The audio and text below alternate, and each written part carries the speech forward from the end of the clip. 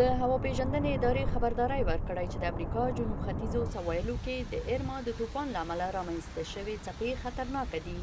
ترڅنګ یې دا هم ویلي چې نن د دوشنبې په شپه به دا بادونه د جورجیا ایالت جنوب او د جنوبي کارولاینا ایالت ته ورسیږي.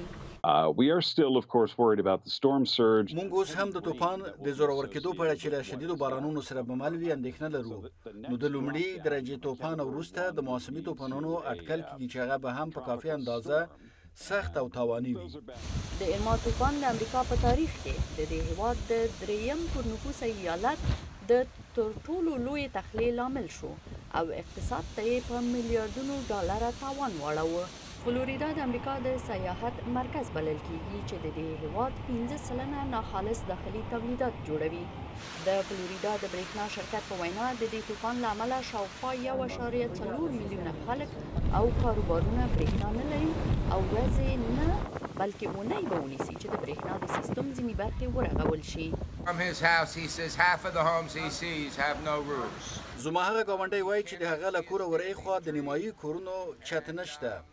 هغه وایي یوه ونه هم په خپل ځای کې نشته او هغه بایسکل چې ما د برق په پایې پورې تړلی و چت شوی دی.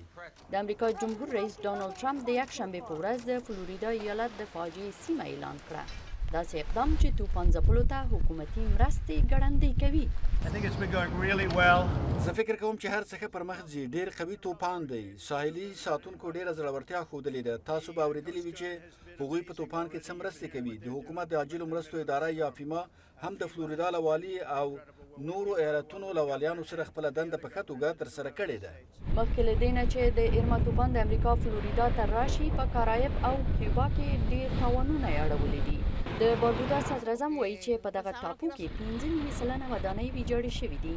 په اطلس سمندر کې د امریکا خاوره پورتوریکو ته هم تاوان اوښتی او 1 میلیون خلک د برېښنا نه بې برخې شوي دي او 1,000 کسان چې اکثره امریکایي اتباع دي له سنت توماس او سنت مارتین نه بې ځایه شوي دي.